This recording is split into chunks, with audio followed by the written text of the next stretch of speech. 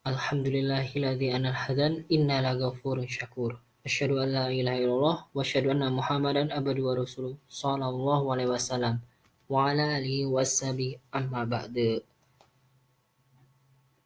Pertama-tama selamat pagi Bapak-bapak, Ibu-ibu sekalian, semua karyawan Puskesmas Kota Wilayah Selatan Kediri.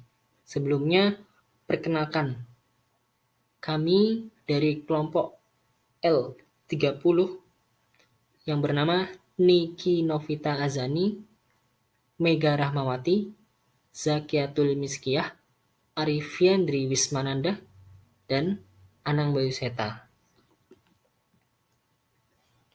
Kami, dokter muda Fakultas Kedokteran Universitas Muhammadiyah Malang, yang sedang menjalani koas stase puskesmas di Puskesmas Kota Wilayah Selatan, Kediri. Sebelumnya kami ucapkan terima kasih sebesar-besarnya atas partisipasi Bapak dan Ibu sekalian dalam penelitian kami mengenai pelatihan online, pencegahan dan pengendalian infeksi.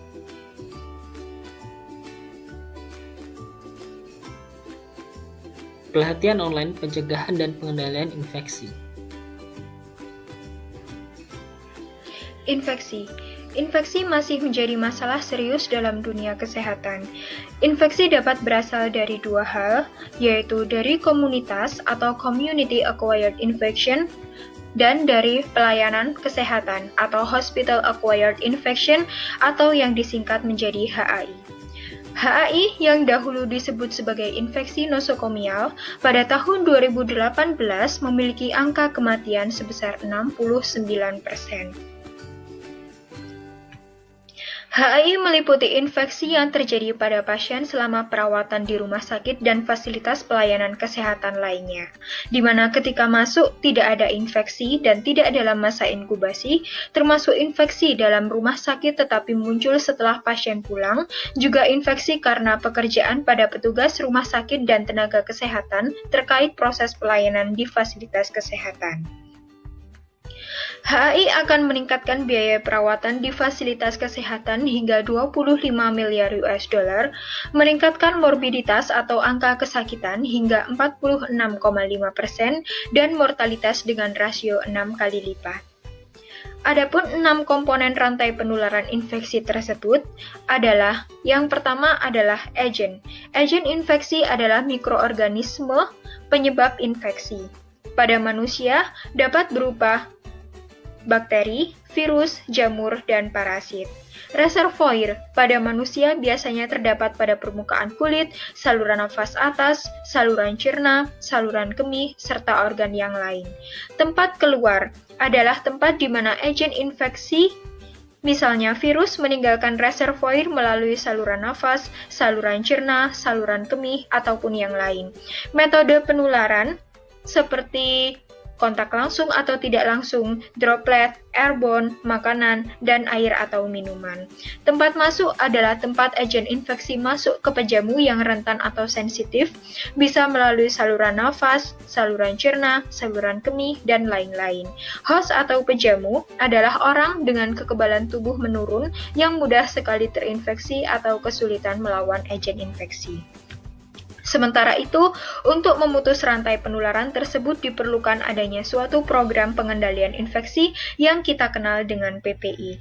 PPI merupakan suatu kegiatan untuk meminimalkan atau mencegah terjadinya infeksi pada pasien, petugas, pengunjung, dan masyarakat sekitar fasilitas pelayanan kesehatan. Terdapat 11 kewaspadaan standar dalam PPI yang perlu diterapkan, di antaranya kebersihan tangan, penggunaan APD, pengelolaan limbah dan benda tajam, pengendalian lingkungan, penyuntikan yang aman, kebersihan pernafasan atau etika batuk, praktek lumbal fungsi, peralatan perawatan pasien, penata laksanaan linen, kesehatan karyawan, serta penempatan pasien. Dan kewaspadaan standar yang merupakan salah satu prosedur yang paling penting dan efektif serta pilar PPI adalah hand hygiene.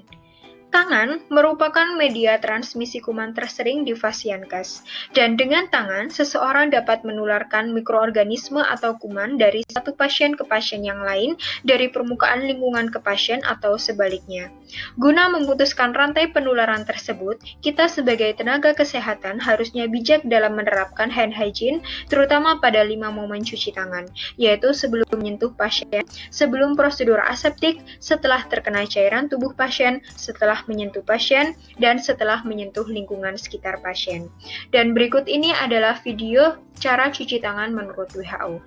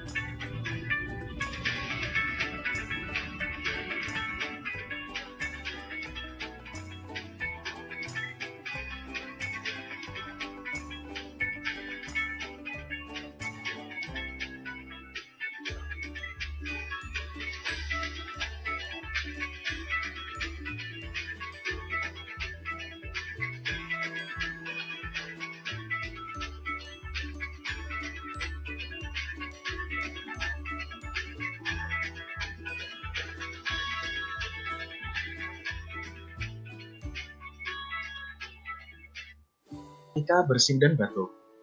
Mengapa kita penting mengetahui etika bersin dan batuk?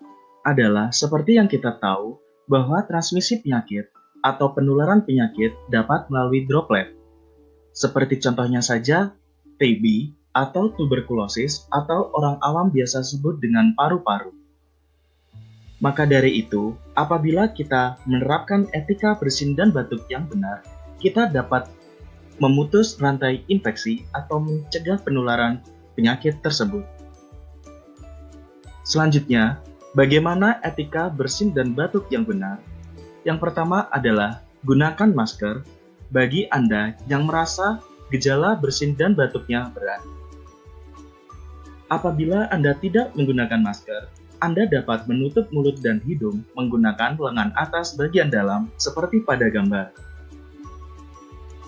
Selain itu, Anda dapat juga menggunakan tisu yang menutup mulut dan hidung seperti pada gambar. Jangan lupa, setelah menggunakan tisu tersebut, buanglah di tempat sampah dan dilanjutkan dengan mencuci tangan menggunakan air mengalir dan sabun, atau dapat menggunakan hand rub yang berbasis alkohol. Berkenaan dengan masker, bagaimana cara memakai dan melepas masker yang benar? Berikut adalah video dari RSUP Persahabatan yang menjelaskan bagaimana cara memakai dan melepas masker yang benar.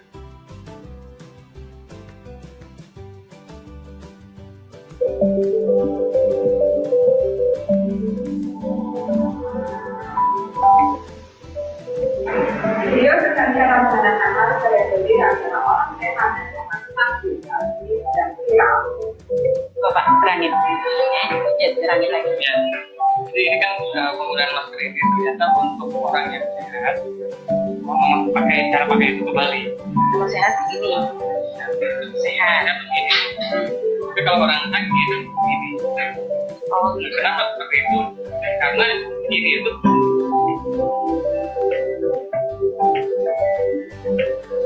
Saya, Dr. Cahya ini, spesialis mikrobiologi klinis konsultan, sebagai ketua komite pencegahan dan pengendalian infeksi di RSUP Persahabatan Jakarta, menyatakan bahwa cara menggunakan masker seperti video tersebut di atas tidak benar.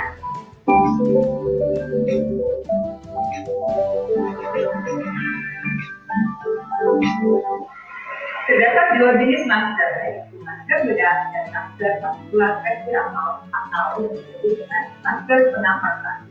Masker bedah terdiri dari 3 lapisan. Yang pertama, lapisan paling dalam yang berwarna putih. Arah lipatannya ke atas yang berfungsi menampung percikan ludah saat kita berbicara.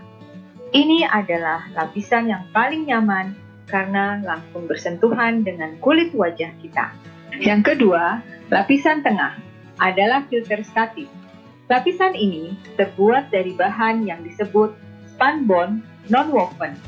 Fungsinya adalah untuk menghalangi apabila percikan ludah pada saat bicara, batuk, atau bersin. Yang ketiga, lapisan luar. Permukaannya lebih kasar, terbuat dari material khusus yang berfungsi mencegah masuknya mikropartikel. Perhatikan sisi masker luar ini.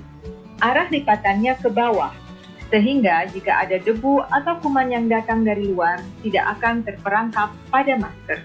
Dengan memperhatikan susunan ini, maka menggunakan masker secara terbalik justru tidak menguntungkan, karena wajah akan bersentuhan dengan lapisan yang kasar sehingga ada kemungkinan terjadi iritasi dan lebih rentan tertular penyakit karena efek proteksi yang tidak berfungsi.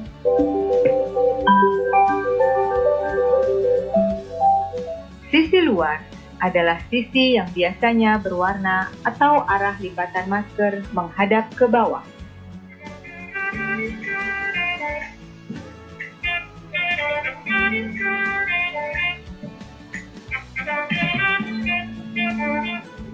Ikat tali masker dengan erat, dimulai dengan tali bagian atas terlebih dahulu, kemudian tali bagian bawah.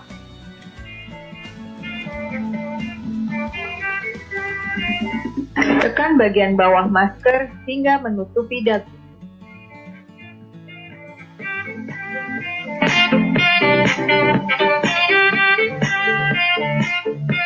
Lepaskan tali masker bagian bawah terlebih dahulu, kemudian lepaskan tali masker bagian atas. Pegang tali masker bagian atas dan bawah, lalu buang masker ke tempat sampah medis.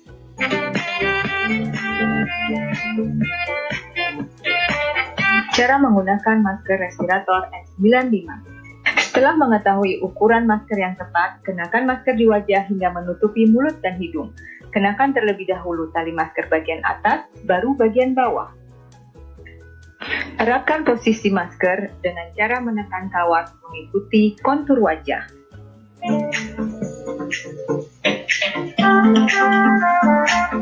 Lepaskan terlebih dahulu tali bagian bawah, baru bagian atas. Segera buang masker ke dalam tempat sampah medis. Ganti masker bedah setelah 4 jam, karena biasanya masker telah basah oleh udara pernapasan kita. Masker bedah yang lembab harus segera diganti, karena itu akan menjadi media kuman untuk berkembang biak.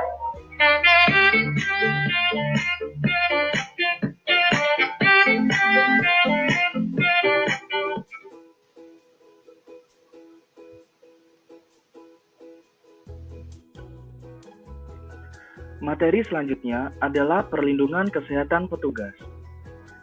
Selain pentingnya cek kesehatan berkala yang dilakukan oleh suatu puskesmas atau fasilitas pelayanan kesehatan terhadap petugas medis ataupun non-medis, penting bagi petugas medis ataupun non-medis mengerti bagaimana tata laksana apabila terkena suatu pajanan atau paparan.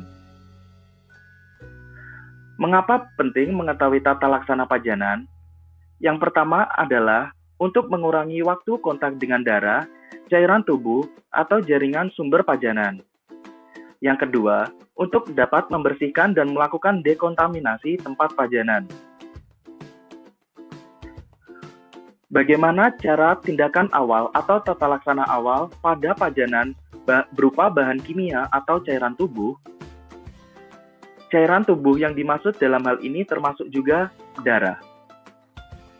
Yang pertama, apabila terkena pada mata, segera bilas dengan air mengalir selama kurang lebih 15 menit.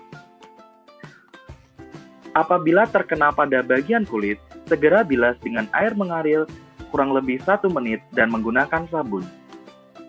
Selanjutnya, apabila terkena pada mulut, ludahkan dan segera kumur-kumur selama kurang lebih 1 menit.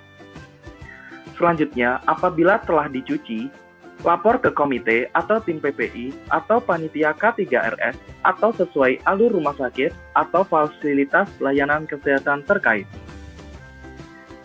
Selanjutnya, segera hubungi dokter yang berwenang untuk melakukan perawatan pasca pajanan apabila diperlukan. Kemudian, bagaimana tindakan pasca tertusuk jarum bekas? Kejadian tertusuk jarum biasanya terjadi apabila petugas ingin menutup jarum kembali yang telah digunakan. Maka dari itu, tidak disarankan untuk tenaga medis atau petugas menutup kembali jarum yang telah digunakan. Alangkah lebih baiknya langsung dibuang ke dalam safety box tanpa ditutup. Nah, apabila tertusuk jarum bekas, bagaimana tata laksananya? Yang pertama, cuci dengan air mengalir menggunakan sabun atau cairan antiseptik tanpa melakukan pemijatan. Yang kedua, berikan cairan antiseptik pada area tertusuk atau luka. Selanjutnya, lapor ke tim PPI atau K3RS atau yang berwenang segera. Materi selanjutnya mengenai pengendalian lingkungan yang ada di puskesmas. Di sini kami akan membahas mengenai pembersihan tumpahan darah atau cairan tubuh dengan spill kit. Yang mana untuk kotak spill kit tentunya telah disediakan pada setiap fasilitas kesehatan. Yang pertama kita lakukan yaitu persiapan alat, meliputi alat pelindung diri, kertas penyerap atau kertas tisu atau koran bekas, larutan hipoklorit 0,5%, deterjen, lap bersih, sarang cuci tangan pada air mengalir, kantong plastik kuning dan pengikat. Untuk prosedur kerja, yang pertama kita lakukan yaitu cuci tangan menggunakan air mengalir, pakai sarung tangan rumah tangga, masker, kacamata, atau pelindung wajah, kemudian serap darah atau cairan tubuh sebanyak-banyaknya dengan menggunakan kertas atau koran bekas atau tisu, kemudian buang kertas penyerap bersama sampah media dalam kantongan yang kedap air berwarna kuning, kemudian semprotkan area bekas tumpahan cairan tubuh dengan natrium hipoklorit 0,5%, biarkan 10-15 menit, kemudian bersihkan kembali. Kemudian bilas dengan menggunakan lap basah atau tisu dan deterjen yang bersih hingga klorin terangkat, kemudian lepaskan alat pelindung diri dan tempatkan wadah yang sesuai untuk pembersihan dan disinfeksi lebih lanjut, dan yang terakhir yaitu lakukan kebersihan tangan dengan menggunakan sabun dan air mengalir. Materi selanjutnya mengenai pengelolaan limbah. Di sini kami akan membahas mengenai macam-macam kantong plastik medis. Yang pertama, kantong berwarna kuning berisi limbah infeksius. Untuk kantong warna hitam berisi limbah non-infeksius. Untuk kantong warna merah berisi limbah B3 yaitu bahan beracun dan berbahaya. Kantong warna putih yaitu limbah yang tidak tercemar bahan infeksius yang dapat direcycle. Dan disposbin atau safety box yaitu digunakan untuk limbah benda tajam dan jarum. Untuk gambar pertama yaitu sampah infeksius, di mana di sini sampah dilapisi oleh kantong plastik warna kuning, yang mana sampah ini berisi sampah yang terkontaminasi dengan darah atau cairan tubuh, misalkan selang infus, infuset, kateter urin, kasa, plester, perban, sarung tangan, lidi kapas, kapas alkohol. Untuk gambar yang kedua yaitu sampah non-infeksius, yang mana dia dilapisi oleh kantong plastik warna hitam, yaitu sampah yang tidak terkontaminasi dengan cairan tubuh pasien, misalkan plastik, pembungkus PET atau pembungkus infuset, kaleng kemasan minuman atau makanan, kemasan sampo atau sabun atau pasta gigi, dan sisa makanan. Untuk gambar ketiga yaitu gambar dari safety box yang mana digunakan untuk limbah benda tajam seperti jarum, spet, ujung infus atau benda-benda yang memiliki permukaan tajam, ampul yang pecah bisa digunakan safety box. Kemudian untuk lambang-lambang pada sampah medis, yang pertama, untuk kategori radioaktif digunakan warna kontainer atau kantong plastik warna merah dengan lambang seperti di gambar. Untuk kantong box yang berisi timbal biasanya diberikan simbol radioaktif. Untuk kategori sampah sangat infeksius, di mana warna kontainer atau kantong plastik warna kuning dengan lambang seperti ini, dengan keterangan kantong plastik yang digunakan harus kuat dan anti bocor, dan kontainer yang digunakan harus dapat disterilisasi dengan menggunakan autoclave. Untuk kategori limbah infeksius patologi dan anatomi, digunakan warna kontainer atau kantong plastik warna kuning dengan lambang seperti di Di bawah ini, untuk plastik yang digunakan harus kuat dan anti bocor. Begitupun dengan kontainer yang digunakan harus kuat dan anti bocor. Untuk kategori sitotoksik, warna kontainer atau kantong plastik yang digunakan warna ungu dengan lambang seperti di gambar, yaitu kontainer yang digunakan harus plastik yang kuat dan anti bocor. Untuk kategori limbah kimia dan farmasi, digunakan warna kontainer atau kantong plastik warna coklat, tidak ada lambang, dan untuk kantong plastik atau kontainer yang digunakan harus kuat dan anti bocor. Hal-hal yang perlu diingat dalam mengelola benda tajam, yang pertama, jangan menekuk atau mematahkan benda tajam. Kedua, jangan meletakkan benda tajam di sembarang tempat. Yang ketiga, segera buang limbah benda tajam ke wadah yang tersedia, tahan tusuk dan tahan air dan tidak bisa dibuka lagi. Yang keempat, selalu buang sendiri oleh si pemakai. Yang kelima, tidak menyarungkan kembali jarum suntik habis pakai atau recapping. Yang keenam, wadah benda tajam diletakkan dekat lokasi tindakan. Yang ketujuh, bila menangani limbah pecahan kaca, gunakan sarung tangan rumah tangga. Yang kedelapan, wadah penampung benda tajam atau safety box harus tahan bocor dan tahan tusukan dan tutup dan diganti setelah 3/4 bagian terisi oleh limbah. APD singkatan dari alat pelindung diri. APD adalah pakaian khusus atau peralatan yang dipakai petugas untuk memproteksi diri dari bahaya fisik, kimia, biologi, maupun bahaya bahan infeksius. APD digunakan saat melakukan tindakan yang memungkinkan tubuh atau membran mukosa terkena darah atau cairan tubuh, dan juga kemungkinan pasien terkontaminasi dari petugas. Macam-macam APD, ada masker, sarung tangan, google, perisai wajah, cap atau topi, apron atau baju pelindung, dan juga sandal atau sepatu boot. Untuk APD sendiri, di sini untuk petugas kesehatan, dia dapat mencegah mikroorganisme yang terdapat pada petugas kesehatan sehingga tidak terkena pasien. Untuk pasiennya sendiri itu mencegah kontak petugas kesehatan terhadap droplet cairan dan darah pasien. Tujuan APD adalah untuk melindungi dari pajanan darah, cairan tubuh, sekret, jaringan kulit yang tidak utuh, dan juga selaput lendir. Hal yang harus diingat adalah segera melepas atau buang APD pada tempatnya ketika telah selesai digunakan. Berikut adalah video pemakaian APD.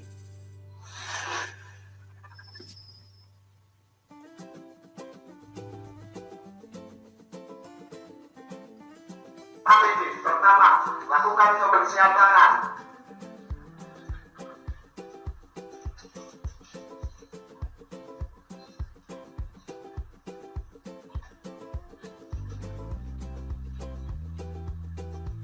Yang kedua, pakai pelindung kaki.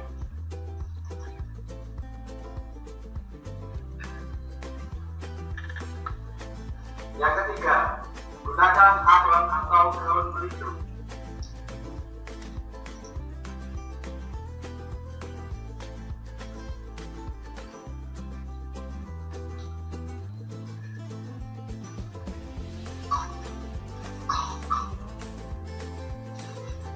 Yang keempat, gunakan masker.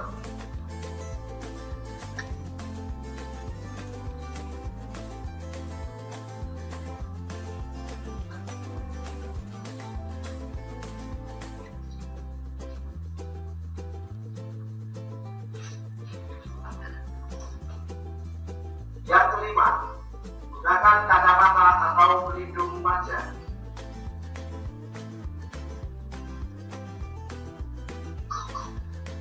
Yang keenam, gunakan topi.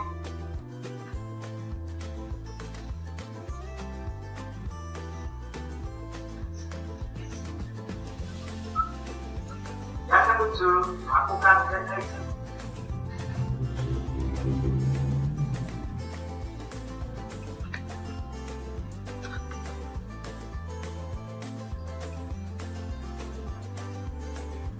Yang kedelapan, gunakan sarung tangan.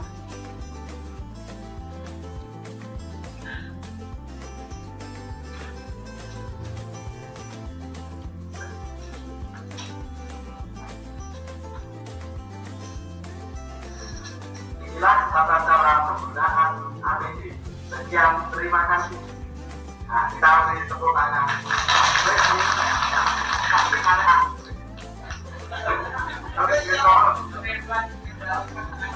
Selanjutnya, Melepas. 1, 2, 3. Kuota melepas APD. Yang pertama, lepas sarung tangan.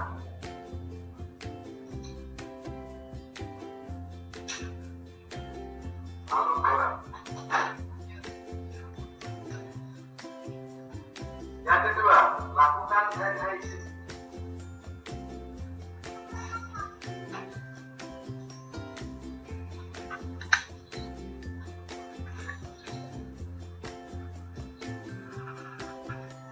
Yang ketiga, lepas topi. Yang keempat, lepas kacamata atau pelindung wajah. Yang kelima, lepas masker.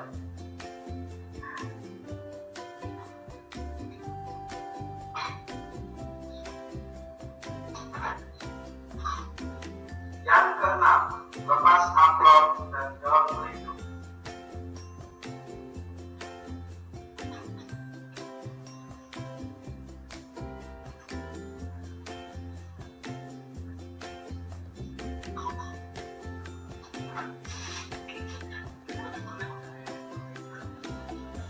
Yang ketujuh, lepas pelindung kaki.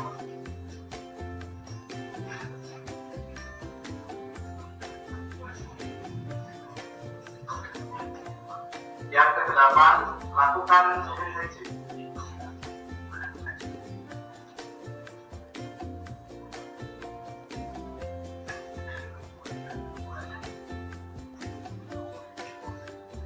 Demikianlah cara melepas APD.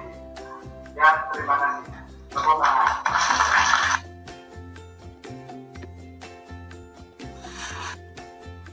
Baiklah, untuk selanjutnya adalah pemilihan alat pelindung sesuai jenis pajanan. Jadi jenis pajanan itu ada 3, risiko rendah, risiko sedang, dan risiko tinggi. Untuk risiko rendah berarti kontak dengan kulit, terus tidak terpajan darah secara langsung. Contoh tindakannya adalah injeksi, perawatan luka ringan. Alat pelindung yang dipilih adalah sarung tangan yang tidak esensial. Sedangkan untuk risiko sedang berarti kemungkinan terpajan darah namun tidak ada cipratan. Contoh tindakannya adalah pemeriksaan pelvis, insersi IUD, melepas IUD, pemasangan kateter intravena, penanganan spesimen laboratorium, perawatan luka berat, ceceran darah. Pemilihan alat pelindung yang digunakan adalah sarung tangan, mungkin perlu apron atau gaun pelindung juga. Untuk yang risiko tinggi berarti kemungkinan terpajan darah dan kemungkinan terciprat pendarahan secara masif. Contoh tindakannya adalah tindakan bedah mayor, bedah mulut, persalinan per vaginam. Alat yang digunakan adalah sarung tangan ganda, apron, baju pelindung, kacamata pelindung atau google, masker, dan sepatu boot. Untuk selanjutnya kita akan melanjutkannya ke praktek menyuntik yang aman. Praktek menyuntik yang aman itu terdapat ada 9 pedoman. Pedoman yang pertama adalah menerapkan aseptik teknik untuk mencegah kontaminasi alat-alat injeksi. Jadi, alat-alat injeksi diberikan teknik aseptik pada luka yang akan kita injeksi. Yang kedua adalah tidak menggunakan semprit yang sama untuk menyuntikkan lebih dari 1 pasien. Yang ketiga, semua alat suntik yang dipergunakan harus 1 kali pakai untuk 1 pasien dan 1 prosedur. Yang keempat, gunakan cairan pelarut atau flushing hanya untuk 1 kali aja. Contohnya adalah NaCl, BPI. Untuk yang kelima, gunakan single dose untuk obat injeksi bila memungkinkan. Yang keenam, tidak memberikan obat-obat single dose kepada lebih dari 1 pasien atau mencampur obat-obatan sisa dari vial atau ampul untuk pemberian berikutnya. Yang ketujuh, bila harus menggunakan obat multidos, semua alat yang akan dipergunakan harus steril. Yang kedelapan, simpan obat-obat multidos sesuai dengan rekomendasi dari pabrik yang membuatnya. Yang kesembilan, tidak menggunakan cairan pelarut untuk lebih dari 1 pasien. Materi selanjutnya adalah mengenai penempatan pasien. Berikut adalah alur penempatan pasien penyakit infeksi berdasarkan transmisinya. Penyakit infeksi berdasarkan transmisinya dibagi menjadi 3 kategori. Yang pertama yakni transmisi kontak, yang kedua transmisi droplet, dan yang ketiga adalah transmisi airborne. Yang pertama adalah transmisi kontak. Pasien yang memiliki resiko transmisi kontak harus berada pada kamar tersendiri atau cohorting apabila tidak memungkinkan. Kemudian tidak adanya alur khusus dan penanganan udara khusus pada pasien ini, dan alat pelindung diri yang harus digunakan adalah sarung tangan dan gaun. Kemudian yang kedua adalah transmisi melalui droplet. Pada pasien yang beresiko melakukan transmisi melalui droplet harus berada pada kamar tersendiri, apabila tidak memungkinkan dilakukan cohorting, yakni jarak antara satu pasien dengan pasien yang lain minimal adalah 1 meter. Kemudian pintu kamar boleh terbuka, alur pasien serta penanganan udara tidak perlu perlakuan khusus, kemudian alat pelindung diri yang harus digunakan yakni berupa masker bedah. Yang ketiga adalah transmisi melalui airborne, di mana pada pasien yang memiliki resiko transmisi melalui airborne harus berada pada kamar tersendiri jika memungkinkan. Namun apabila tidak memungkinkan, boleh dilakukan cohorting, di mana pada pasien yang beresiko transmisi melalui airborne harus berada pada ruangan yang memiliki tekanan negatif atau ventilasi ilmiah, dan pintu kamar harus selalu tertutup. Adanya alur pasien tersendiri pada pasien tersebut. Alat pelindung diri yang harus digunakan pasien adalah memakai masker bedah, dan untuk petugas memakai masker N95 jika melakukan tindakan menghasilkan aerosol. Selanjutnya adalah dekontaminasi peralatan perawatan pasien. Tujuan dilakukannya dekontaminasi peralatan perawatan pasien yaitu untuk mencegah rantai penularan infeksi peralatan medis baik kepada pasien, petugas kesehatan, pengunjung, dan lingkungan puskesmas.